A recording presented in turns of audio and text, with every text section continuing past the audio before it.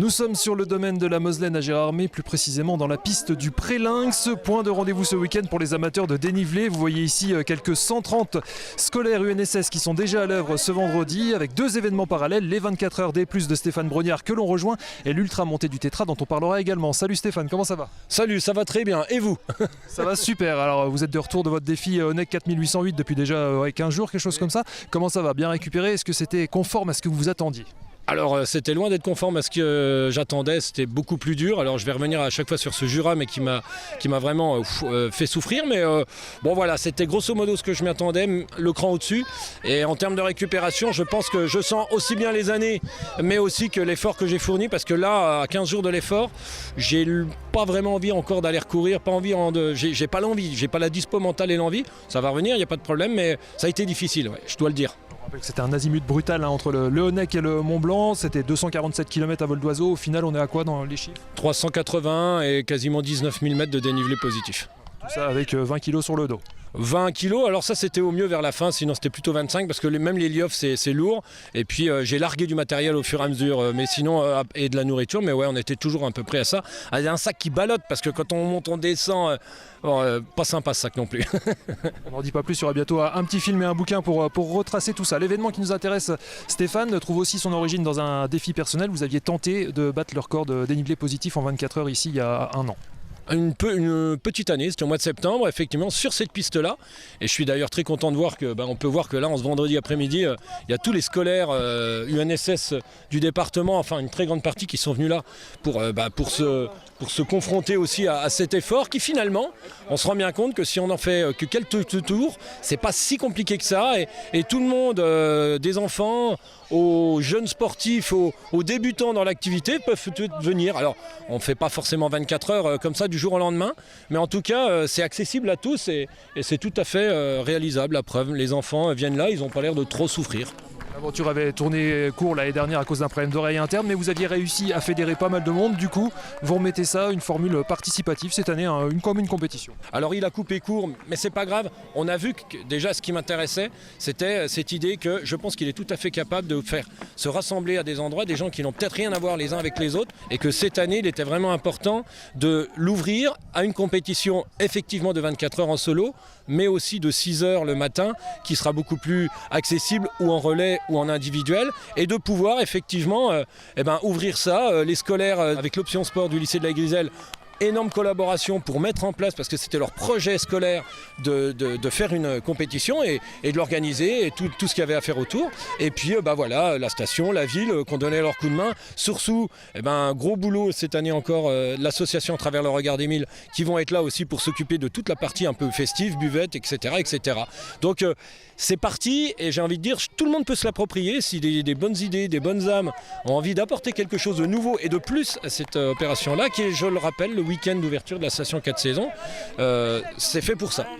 Combien d'inscrits pour l'instant sur votre épreuve? Le 24 heures, il y aura 15 individuels sur 24 heures, de 16h à 16h, samedi 16h, dimanche 16h. Sur le 6 heures, on est à 35 équipes qui va de 2 à 6 personnes et il y a une quinzaine d'individuels. Alors ça, c'est que des chiffres. Je trouve que c'est déjà amplement suffisant. Et aussi pour préserver une piste qui reste un milieu naturel, ça fait partie des contraintes d'avoir une piste en milieu naturel. On n'a pas forcément envie qu'elle soit totalement poncée, dégommée, parce que ça serait beaucoup plus compliqué pour les athlètes. Donc jusque-là, mis à part la météo, j'ai envie de dire, et tout se présente bien, mais comme d'habitude. Sachant qu'il y aura ces 24 heures et puis il y aura la traditionnelle ultra montée du Tétra à 17 h. Vous pouvez nous en dire quelques mots aussi? C'est 1 km vertical. Ils se sont aussi adaptés à l'idée qu'on a fait ça tous le même week-end, c'est-à-dire que ça va être 4 montées sous le Tétra plutôt que de partir depuis le Pré-Lynx en bas. Donc voilà, ça habille encore différemment et c'est une épreuve qui va aussi bien peut-être concerner les personnes là samedi soir, juste avant de passer une partie de la nuit à écouter des concerts, boire une bière, regarder les mecs du 24 heures, les encourager. Parce que c'est ça aussi, je pense, le 24 heures, c'est la possibilité aussi, tout à chacun. Faut qu'il y ait une énergie qui se crée, et l'énergie qu'on a envie d'avoir. Et quand on regarde les moindres courses en montagne avec cette ferveur, on l'a connu l'année dernière, moi j'étais tout seul, j'aimerais que tout le monde le connaisse, donc tout le monde va être important, tout le monde va avoir son mot à jouer, même celui qui arrive là par hasard, qui se dit tiens qu'est-ce qui se passe, il va arriver, inévitablement il va être pris dans l'ambiance, et je suis même sûr qu'il fera au moins une montée. Et ce samedi c'est repos. Oui, non, j'ai absolument pas envie, je vais en profiter aussi pour échanger avec tout un tas de personnes qui ont envie que je raconte plein de trucs avec eux, partager, être avec eux, et j'ai surtout des athlètes athlètes de la team qui sont là-dessus, notamment sur les 24 heures. Et je pense que tôt ou tard, il va falloir que je saute dans les baskets, que je fasse pacer avec eux, et c'est normal, il faut le faire. On sera là. Merci beaucoup Stéphane. Merci à vous, au revoir. Petit rappel des horaires, départ donc samedi à 9h pour 6h en continu, seul ou en relais, à 16h pour le 24h en solo et enfin à 17h de l'ultra-montée du Tétra pour 1 km vertical. Autre rendez-vous course à pied le lendemain dimanche avec le trail des Chamois, ex-trail des 6 communes, comme un retour aux sources et à l'ancienne montée des Chamois. Course jeune et 2 distances au choix pour les adultes, 21 km pour presque 1000 mètres de montées et descentes avec un passage jusqu'au col des A ou 10 km pour un peu plus de 300 mètres de dénivelé. Départ respectivement à 9h et 10h depuis la salle polyvalente de Saulxures-sur-Moselotte et arrivée au même endroit.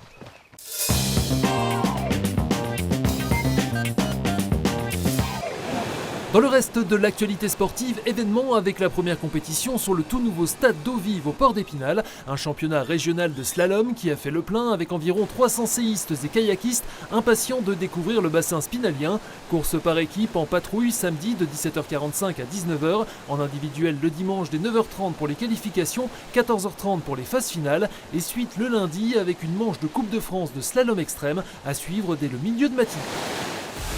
En football, dernière journée du championnat de National 3. Le Estaon retrouvera pour l'occasion Sarre-Union que les Vosgiens ont éliminé il y a quelques jours en Coupe Grand Est sur ces images. Une dernière répétition avant la finale régionale le 11 juin à Molsheim face à la réserve de 3 tenante du titre. Coup d'envoi à 18h au stade Robert Seyer. L'US Raon se déplacera pour sa part à Ilkirch, déjà relégué, avec comme objectif de conserver sa deuxième place au final. Autre rendez-vous sport nature ce dimanche avec l'Enduro VTT des Hauts-de-Vosges. 350 pilotes sont attendus pour l'épreuve concoctée par Rémi Absalon, Gwen Fouché et la Bresso de Rouverte. Départ comme d'habitude en début de matinée de la station La Bressonnec avec 6 spéciales au programme pour un périple total de 46 km, 2250 mètres de descente mais aussi 1500 mètres de remontée. Arrivé à la mi-journée à la base de loisirs de Saulxures-sur-Moselotte. Comme très souvent ces dernières années, Épinal accueille ce week-end les championnats de France de Muay Thai de la FSGT, la Fédération Sportive et Gymnique du Travail. Rendez-vous cette fois au Palais des Sports, samedi de 13h à 18h pour les juniors et seniors amateurs. Dimanche aux mêmes horaires pour les catégories poussins à cadets en boxe éducative. Une vingtaine de Vosgiens sont engagés. Enfin, les forçats du bitume participants du Paris-Alsace sont de retour en petit comité. Ils ne sont que 4 sur la Vosgienne, soit 300 km partis ce vendredi midi sur ces images de Gironcourt-sur-Vraine. Parmi eux, 2 Vosgiens, Johan Ballan et Gilles Dasgros. Ils sont à peine plus nombreux sur la mythique longue de 400 km et une dizaine sur l'épreuve de 200 bornes. Tous sont attendus ce vendredi soir entre 20h et 1h du matin à Épinal, avant une dernière étape samedi entre Plainfin et Kaisersberg. Départ entre 9h30 et 10h.